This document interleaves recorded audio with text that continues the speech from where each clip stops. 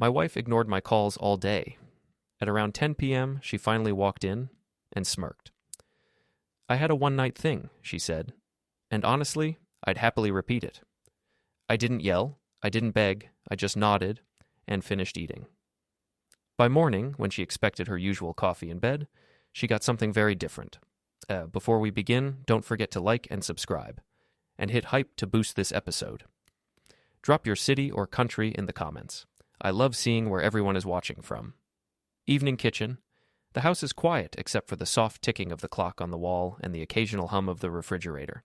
The kind of silence that feels heavy, oppressive. The narrator, Lucas, 36 years old, sits alone at the kitchen table. In front of him is a plate of reheated leftovers. Yesterday's pasta that tastes like cardboard now, but he's too exhausted to care. He's been trying to reach his wife all day. Hannah, 32. His wife of 5 years. The woman who used to text him constantly throughout the day with random thoughts, funny memes, reminders to pick up milk. Today? Nothing. Lucas picks up his phone and scrolls through the call log. 10 outgoing calls to Hannah's number. 10 unanswered rings that eventually clicked over to voicemail. Her cheerful voice. Hey, it's Hannah. Leave me a message. Like she was too busy having fun to talk to him. He'd also sent at least 15 texts throughout the day. Hey, everything okay? Haven't heard from you. Getting worried. Can you at least let me know you're safe? Hannah, seriously, where are you? All of them showing as read, but with no response. Lucas had even called her office around 2 p.m., his concern growing into genuine anxiety. Her coworker Tracy had answered, sounding confused. Hannah? Oh, she called in sick this morning. Said she had a migraine. Isn't she home? No, she wasn't home. Lucas had driven past the house during his lunch break just to check. Her car wasn't in the driveway. So where was she?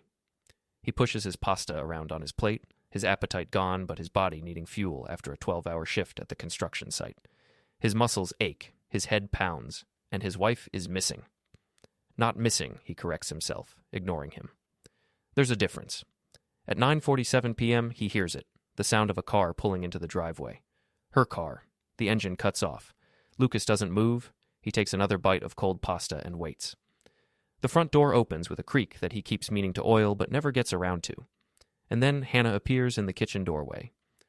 Lucas looks up slowly, and his stomach drops. Her hair is messy, but deliberately so, that just rolled out of bed look that actually takes effort. Her makeup is smudged around her eyes, giving her a sultry, disheveled appearance. She's wearing the dress she bought last month, the one Lucas had complimented her on, the one she said she was saving for a special occasion. And she smells wrong. Not like her usual vanilla body spray, like cologne. Men's cologne. Sharp and woody, and definitely not his. Hannah leans against the doorframe, one hip cocked, and looks at him with an expression that makes Lucas's blood run cold. She's smirking. Not embarrassed, not apologetic, not caught. Proud. Long day, she says casually, like she's commenting on the weather. Had a one-night thing. And honestly, I'd do it again. The words hang in the air between them like a grenade with the pin pulled. Lucas stops chewing. His fork hovers over his plate. Hannah crosses her arms and watches him, waiting. She wants fireworks. She wants him to explode, to yell, to throw things, to give her the dramatic scene she's clearly anticipating. Maybe she wants the excuse to play the victim, to say he's controlling, abusive, unreasonable, to justify whatever she just did. Voiceover.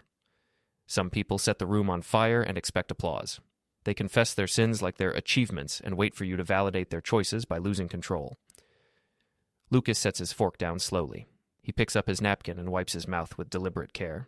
He looks at his wife, this woman he thought he knew, this woman he built a life with, and feels something inside him go very, very quiet. Not angry, not devastated, just done. Lucas takes one more slow bite of his pasta, chews deliberately, swallows, looks directly at Hannah and nods once. Okay. That's it? One word. No emotion, no inflection. Hannah's smirk falters. Her eyebrows pull together in confusion. What do you mean, okay? That's all you have to say? Lucas stands up, picks up his plate, and walks to the sink. He scrapes the remaining food into the garbage disposal, rinses the plate under warm water, and places it carefully in the dishwasher. The domesticity of the action seems to throw Hannah off even more. No reaction? Nothing? Her voice rises slightly, a hint of frustration creeping in. You're just fine with that? With me telling you I fucked someone else? Lucas turns off the water and dries his hands on the kitchen towel. He folds it neatly and hangs it back on the oven handle. Then he turns to face her, his expression completely neutral. "Good night, Hannah."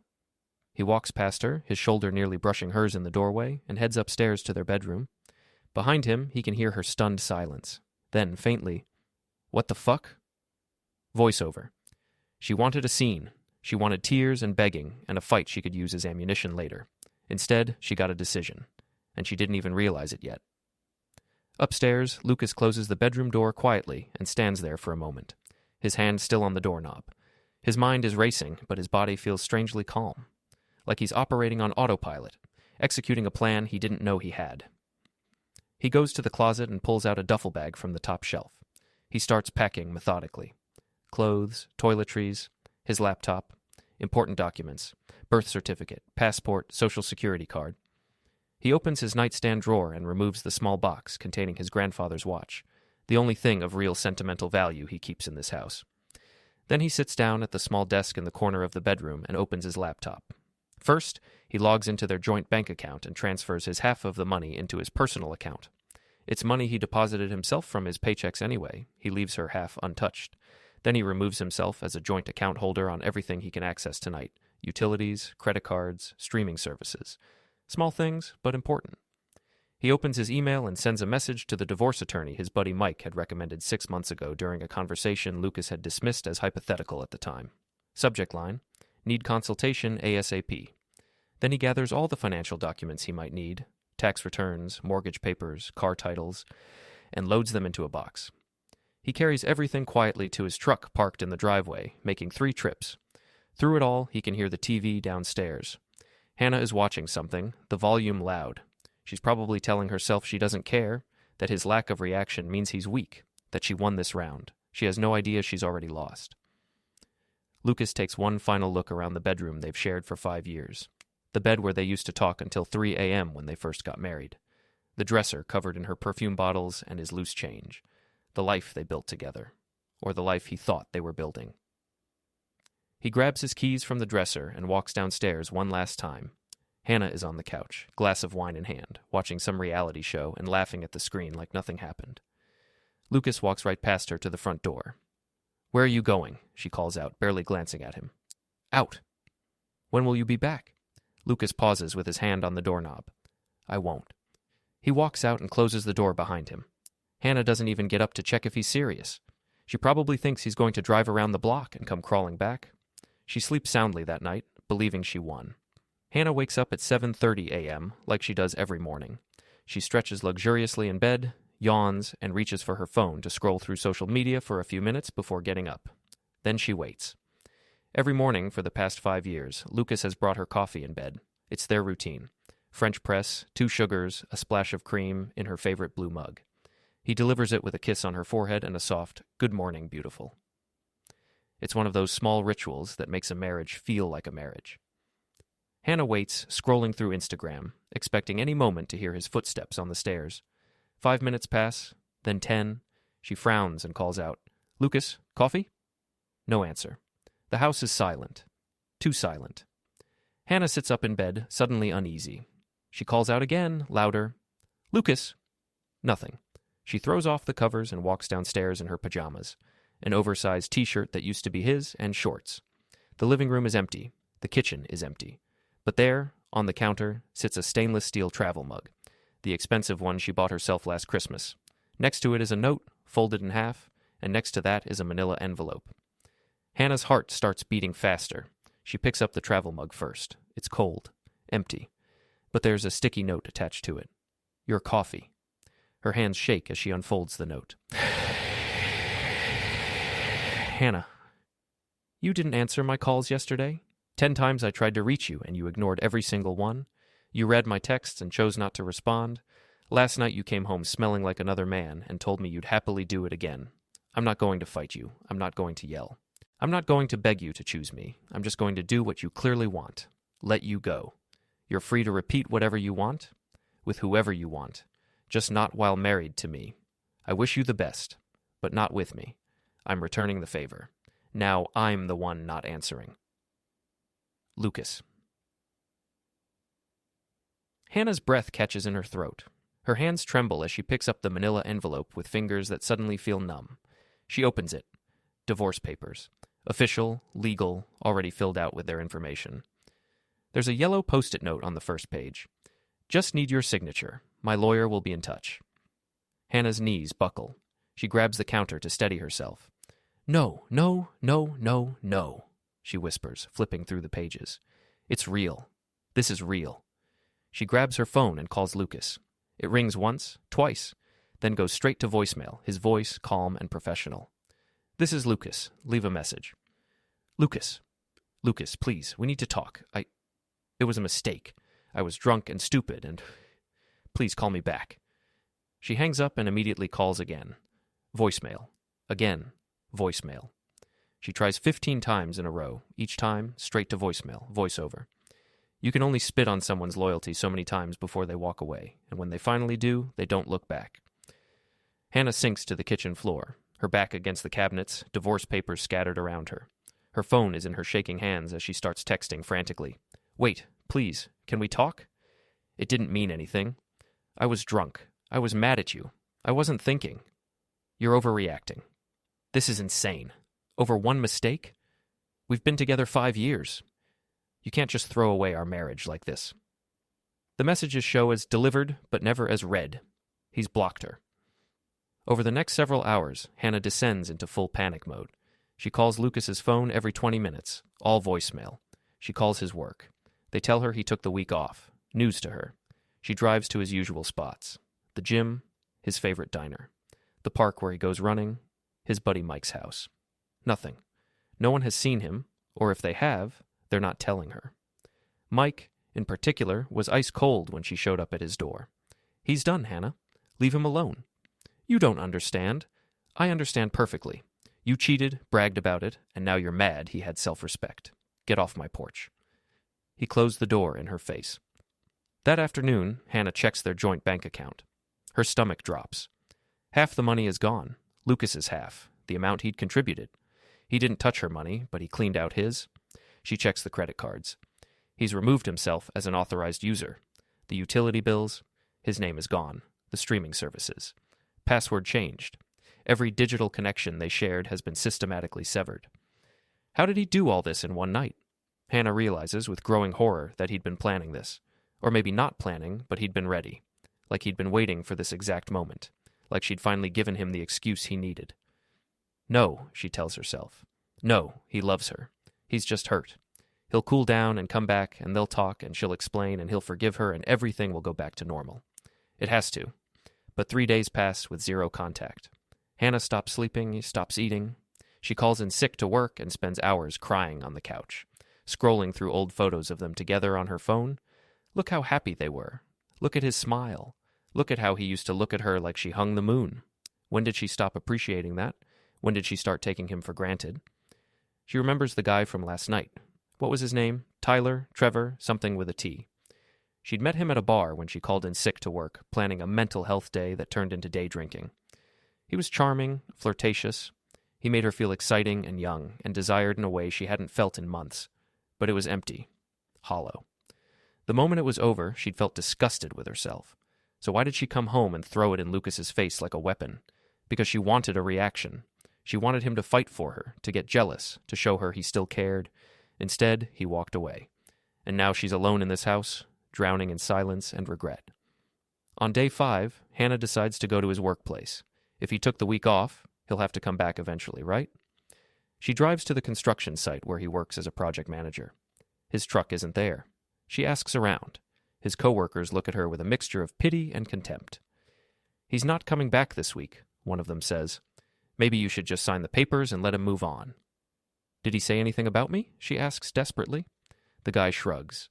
Just that he's done being disrespected. Hannah drives home in tears, her hands shaking on the steering wheel. That night, she sleeps in Lucas's t-shirt, breathing in the fading scent of his cologne, and cries herself to sleep. Voiceover. She thought she was in control. She thought she could break him down and build him back up whenever she wanted, but she wasn't even close. She never had control. She just had his patience, and she ran out. 2 weeks after that night, Hannah receives an email from Lucas's divorce attorney. They've scheduled a meeting. Her presence is required. She shows up at the law office 15 minutes early, dressed carefully. The nice blouse Lucas always liked, subtle makeup, hair done. She wants to look like the woman he married, not the mess she's become. Maybe if he sees her, really sees her, he'll change his mind. The receptionist leads her to a conference room. Lucas is already there, sitting at the table with his lawyer. He's wearing a button-down shirt and jeans, clean-shaven, looking calm and rested. He looks better than she's ever seen him. Meanwhile, Hannah knows she looks like hell despite her efforts. The dark circles under her eyes, the weight she's lost, the tremor in her hands. "Lucas," she says, her voice breaking immediately. He looks at her, not with anger, not with pain, just neutrally, like she's a stranger. "Hannah, have a seat." She sits across from him, her hands clasped tightly in her lap to keep them from shaking. His lawyer begins going through the paperwork, division of assets, separation of accounts, the house. But Hannah can't focus on any of it. She's staring at Lucas, tears streaming down her face. "Lucas, can we fix this? Please?" The lawyer pauses and looks at Lucas, who nods slightly. Permission to let her speak. Hannah leans forward desperately. "I made a mistake. A horrible, stupid, unforgivable mistake. But it was one time, one night. I was drunk and angry and—" "Angry at what?" Lucas asks quietly. Hannah falters. I don't know. I felt like we were stuck in a rut. Like you took me for granted. I took you for granted." Lucas's voice is still calm, but there's an edge to it now. "I brought you coffee every morning. I worked 60-hour weeks to help pay off your student loans. I planned our anniversary trips. I listened to you talk about your day every single night. What exactly did I do to take you for granted?" Hannah opens her mouth, but nothing comes out. "You know what you did, Hannah.